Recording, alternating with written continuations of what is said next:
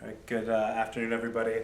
Thank you so much for joining today's post-match media availability with Nashville SC head coach BJ Callaghan following the preseason scrimmage with Charlotte FC that ended in a scoreless draw.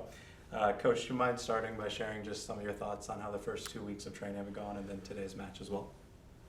Yeah, I think we started with the intention of trying to create an environment that had an intense training environment, an environment where it was highly competitive, where guys are competing for positions, and also then a real good connectiveness, a connectiveness on the field and off the field. So in these first 2 weeks, I think if we sort of grade ourselves on those objectives, or as a staff, we're happy with where we are. I think there's good connections. We're starting to see relationships build with one another.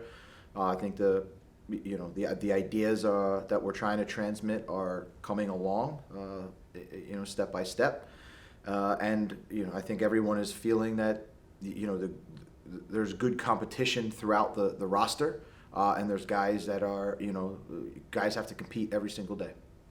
Thanks, Coach. We'll go ahead and open it up to questions. As always, please use the hand raise function if you have one. We'll start with Ben Wright. Hey BJ, good to talk to you. Since I guess first of all, since we can't see the matches, would you mind just kind of describing, I guess just the shape that you guys set up in today, and kind of a follow up to that? How do you kind of assess the individual performances and connections kind of within that structure? Yeah, I mean, to kind of give you, I think you've asked us a lot of the questions too, and I'm not a big shape person versus I am about principles and sort of the style and things we want to do. Defensively today, we were just in a standard 4-4-2, and really only kind of were focused on the mid block area. So we were in that position. I know you guys weren't able to see the game, so I'm just in that first half. It was Jacob and Hani as sort of the front two, and then we had a midfield four and then a back four. With the ball. We're right now in a 4-2 build-up shape, and then I would say that the front four are quite interchangeable, and that's what I was alluding to in terms of our relationship. So in that first half, you have an Andy, Eddie, Hani sort of relationship, and Patrick was tilted as a center midfielder a little bit to the right, and then kind of on your left side, you had a Jacob Taylor.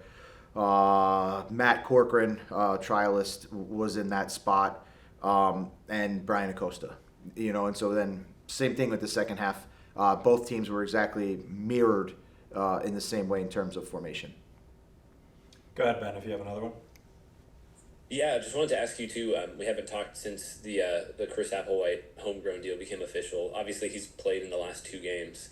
And I'm sure just since you got here, you've kept a close eye on him. Just what's kind of your assessment of him at this stage, and what have you seen from him that you've liked so far that you're excited about?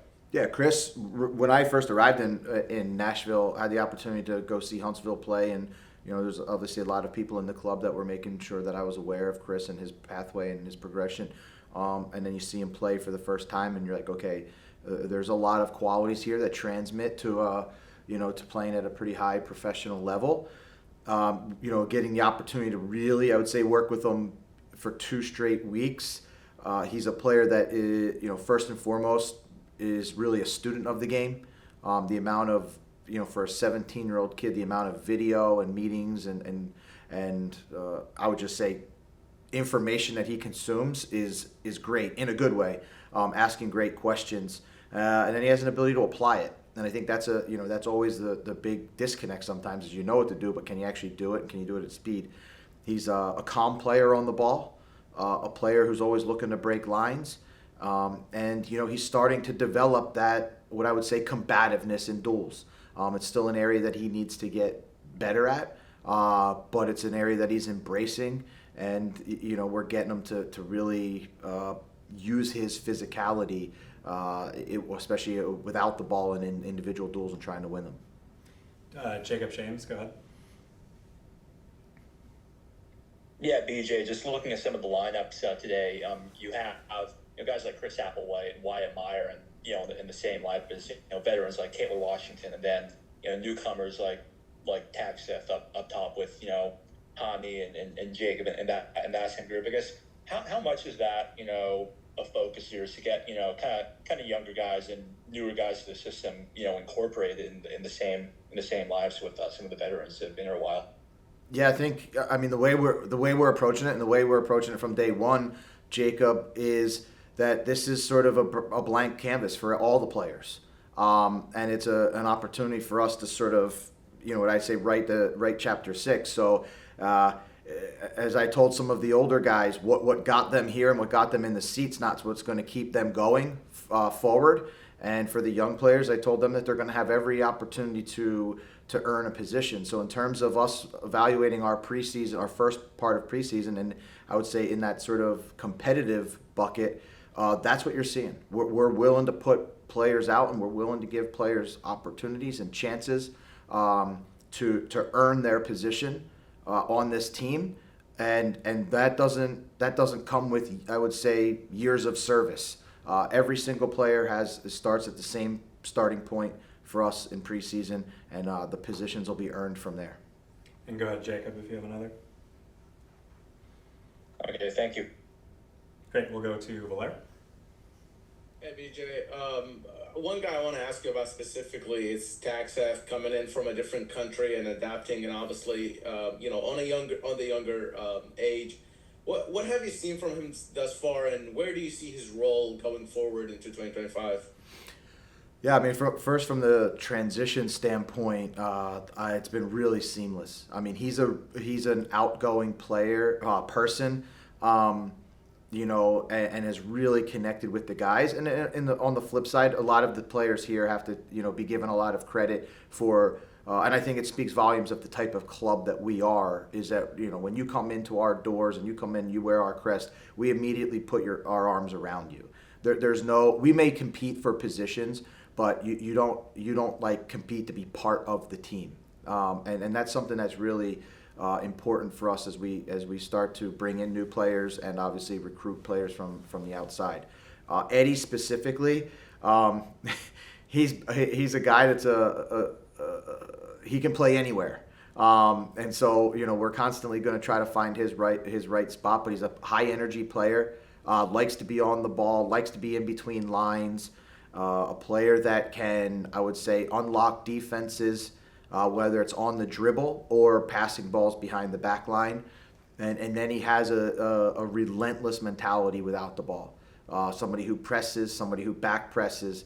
So, he's a player that I think for the first 2 weeks has done and acclimated himself really well, taken on a lot of the coaching that we're asking, and at the same time has been true to his own identity, which is a 90-minute workhorse and doing whatever the team needs. Go ahead, Valera, with any follow-ups. Yeah, just one more. Kind of similar question, but Andy Nahar's coming into the team. We talked about Julian Gaines. We've asked you about Julian Gaines and sort of the opportunity he has coming up. I'm assuming those two are fighting for the similar position, if not the same exact position. So what has been the assessment so far in that position, and is there some sort of veteran teaching the younger sort of player when it comes to the right back position? No, I think there's good, healthy competition at that right back. You're absolutely right. It's Julian and I would say Julian and Andy, competing for that position. I think Andy brings a wide range of skill sets and experience. He's a player that I think can play both right back, left back. But right now, him and Julian are competing for that right back position. I would say it's a professional competition. There's not like, they're helping each other out and they're competing. And both have been doing, both I would say have done a good job, to start. For us in this first 2 weeks. And Ben, I see your hand still up, so I'll go to you for a last question if you have one. I see your hand down now, so I'm going to say you're all good. No, I forgot to unmute after like 4 years of this. You're good. After this kind of first leg of preseason, I guess if you want to call it, what were some kind of key takeaways that you really wanted to see the group kind of get a grasp of, and do you feel like you guys are in a good place heading into this next stage? Good question. I think the biggest thing that we wanted to accomplish is to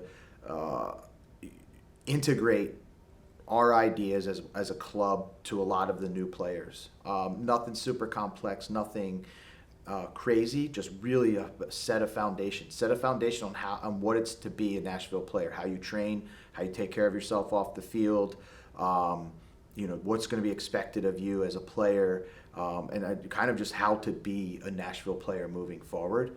That was really, and to get everybody on the same page, and that's not easy when you're bringing together, 26 guys, and guys are showing up at different times. So that's something that we're constantly mindful of. We're very intentional on how we're building it, and that was really our focus. So that when we kind of now get back to Nashville, and we walk back in our facility, for a week, everybody's very clear on what's expected. The expectations are very clear, and now we can start to push again into this sort of midway point. I would say this midway week of our preseason.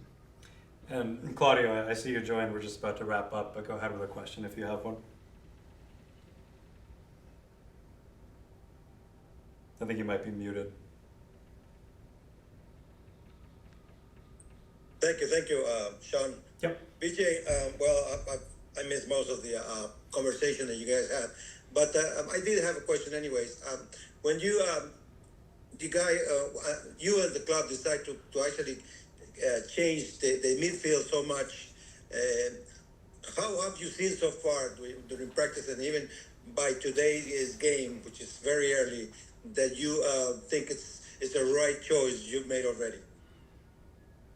Yeah, I mean, we're evaluating this midfield every day, and we're putting out different sort of combinations. I think that everyone that's had the opportunity to play in there has shown, that it suits their profile. I think you're seeing a team that is mobile, a team that can play through the middle of the field, players that are comfortable facing forward and playing forward. But also guys that are comfortable sort of, without the ball, moving side to side, stepping forward and pressing. So we've been, I would say we've been quite pleased with the whole group, and the midfield, the midfield is part of that.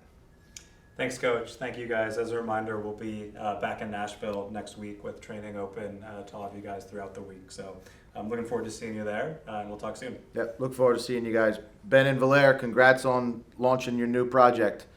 Pretty exciting. Thank you. So hope it goes well, and look forward to supporting you guys. Appreciate it. See you next week. Yep, see you guys. Thank you, guys.